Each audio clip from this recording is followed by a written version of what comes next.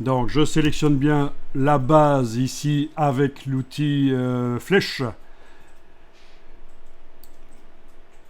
Au niveau des couleurs, on sait que si on voulait mettre un contour, il faudrait supprimer la couleur noire là et aller dans la palette aspect, ajouter un contour et un fond pour pouvoir mettre le contour sous le fond. On va pas faire ça tout de suite. Moi, ce qui m'intéresse dans un premier temps, c'est l'approche des caractères. J'imagine que vous n'avez pas fait un mot trop long. Hein. Si c'est juste votre prénom, ça devrait passer. Parce que, évidemment, si on a une ligne de texte, ça va moins se voir ce qu'on va faire là maintenant. Donc, quelle est la première chose à faire pour améliorer ce mot? Vous allez dire changer le prénom, tous les Thierry sont des pourris. Ok, mais à part ça, on va régler l'espacement entre les caractères, en effet, parce que là, clairement, c'est pas génial. Qu'est-ce qu'on pourrait faire?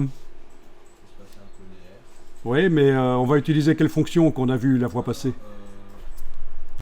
L'optique, en effet. On va régler ça en optique. Alors, est-ce que si je prends l'outil texte, ça va pas le faire nécessairement? Non. Je regardais si j'avais ça dans la barre contrôle sur le dessus, le réglage de l'optique, mais visiblement pas. Alors, ce que je vais faire, c'est aller chercher la palette caractères.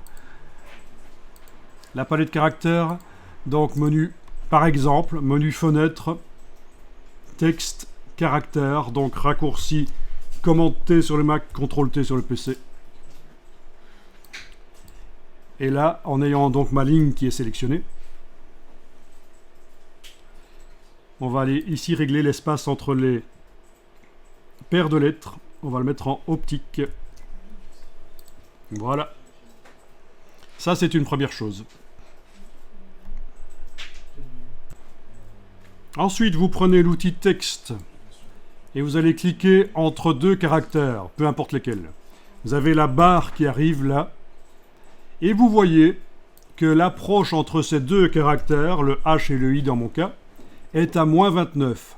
J'essaye de mettre le curseur entre deux autres caractères, moins 24 ici, moins 24 aussi, ici, 11. Ah tiens, on est en positif là.